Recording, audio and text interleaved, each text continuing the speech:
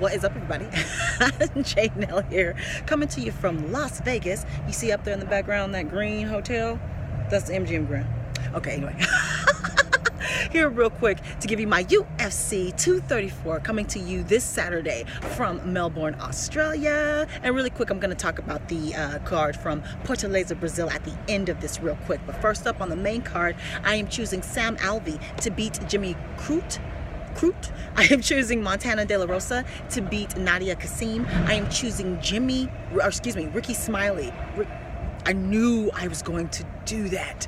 Ricky Simon to beat Rani Yahya. Now, co-main event, and we're all looking forward to this one. We are seeing Mr. Israel Adesanya take on Mr. Anderson, the Spider, Silva. And everybody wanted to see this basically except for Israel Adesanya. He got talked into fighting one of his idols. As Anderson has said, he wants to fight himself. He wants to fight his clone. I'm not sure if that's it, but we're going to see how close he is on this Saturday. Let's start with Israel. Israel, of course, has that Muay Thai kickboxing background. We have seen a little bit on the ground. We see he does have some wrestling. He does have good takedown defense. He doesn't get taken down often, but he has been taken down to the ground, and I think that's what we're going to see from Anderson Silva if he gets in trouble on the feet. Israel Adesanya has a 3-inch reach advantage. He's about 2 inches taller, and he even has about a 2-3-inch leg advantage as well, and we know that he uses all of his limbs. I think that he is going to be slightly faster than Anderson Silva, and I think he needs to put on an extremely high offensive output. Put that pace on Anderson Silva. He's 43 years old, whereas Israel's 29. Put that pace on him. Stay in his face the entire time. Make him chase you. Make him constantly backpedal. Walk him down. Make him move. Just simply make him work. Anderson Silva, of course, with that Muay Thai background, he has submission victories. He's one of the greatest. He's a living legend. He has slowed down, as we've seen. He does not have that dodging ability. His defense is waning because quite frankly, he was so quick, he didn't really have to defend himself. He was just move out of the way. He can't do that anymore. He's not quite as fast anymore. His accuracy has dropped in his later years now, although he is still extremely accurate. But his offensive output, I think now, because he's less accurate, needs to be higher. He needs to start first with Israel Adesanya. He needs to stun him first, get him thinking, get him to back up. Who's going to win this fight? Like I said, if Anderson Silva gets in trouble, I say take Israel to the ground. I think Anderson Silva's ground game, his jiu-jitsu is better than Israel Adesanya. I also think that he might be a little bit stronger on the ground as far as physically with his grappling. Not quite sure there at all who's going to be physically stronger on the feet with the dirty boxing. I think Anderson Silva, with his veteranness with the dirty boxing, might work to his favor. Grab a hold of Israel Adesanya, stay inside his range, and work that dirty boxing, work that Muay Thai, work those elbows. Who's going to win this fight? I don't think it's a foregone conclusion that the younger man's going to win this fight. I think Anderson Silva, with the long layoff, we know he comes back better. He needs that time to heal with his body. He's still extremely smart. Hopefully he's defending himself. Hopefully Israel doesn't take him lightly, which I don't think he will. Hopefully he's not too cautious. That is what I'm worried about here with Israel Adesanya, is him being too cautious and not opening up and getting pointed out of the victory from Anderson Silva. I'm picking it for Israel Adesanya. Don't respect your elders too much here, boy. Moving on. Main event, and we're seeing the UFC middleweight champion, Mr. Robert Whitaker, still somehow like the dark horse of the freaking division, even though he is the champ, taking on Mr. Kelvin Gastelum. And I'm not quite sure if he's an actual underdog. He should not be.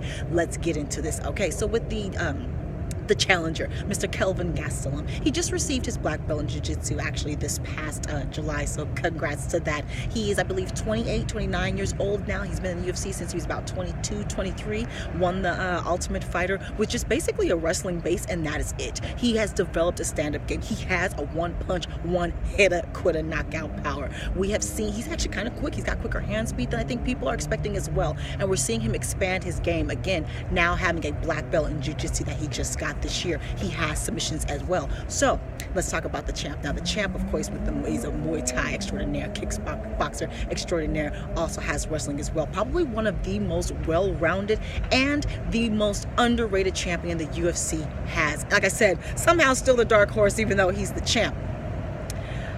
The best thing about Robert Whitaker is his mind.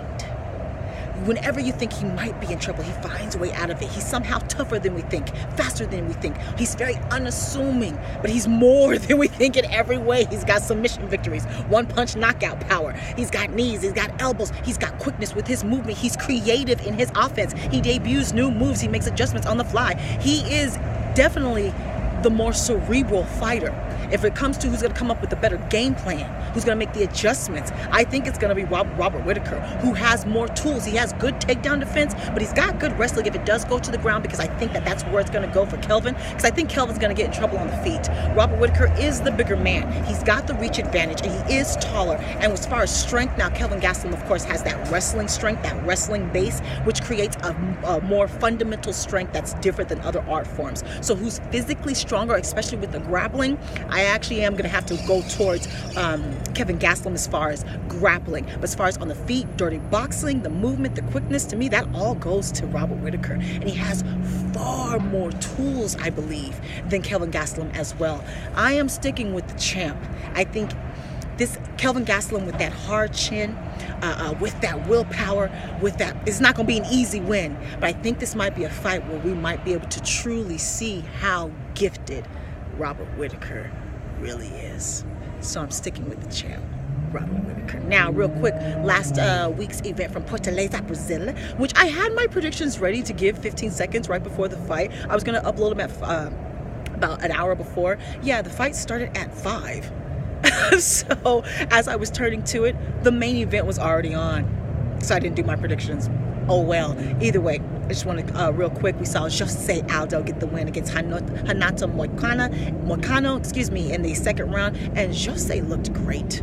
He looked great. Renato had some moments in the first, even though he had that reach advantage, but Jose was able to get inside that reach advantage, land some knees. He was really working the body early on, and that's what started the end there in the second round. Some body shots. He landed a great knee and just swarmed him, basically beat him up from one end to the next, and it was just the octagon that was keeping Renato up. Ref stopped the fight. Great stoppage. Who would you like to see next for Jose Aldo? I believe he's ranked like number 2, but he has 2 losses against the champ, so it's kind of like, who is there for him? He says this is going to be his last year. 3 more fights, and that's it. He's 33 years old, but in fight years, he's more like 40 because he's fought for so long. So we have limited number of fights here, y'all. Who do you want to see Jose Aldo fight next? Brian Ortega said, where the contract? Now, and also in that main event, we saw Moraes. I just forgot his first name. I'm so sorry. Defeat, and boy, did he defeat Rafael Assunção in the first round. It started with a kick to the face. A couple shots later, done-dada. When they asked him about TJ Dillashaw, he said, I don't know, after that last performance against Henry Cejudo, I don't know if TJ deserves to fight me. You might have to get somebody else and let TJ play with the little boys. Who would you like to see Moraes fight next? I say he has deserved that title shot. So comment on that entire event. Mr. Walker, Charles Oliveira had a great victory again. This was a great card, another sleeper. So let me know how you did on that event. Let me know all your picks, any injury picks for this event coming up. Of course, any injury updates and any news all together. Again, coming to you from Las Vegas, which you can barely tell, but I will be back tomorrow. Follow me on Facebook, Twitter, and Instagram, where I do have 15-second predictions and recaps, even though I was too late with the last one, but I won't be with this one. I'm on Snapchat now. Subscribe, like, take care. Talk to me, take care. Goodbye.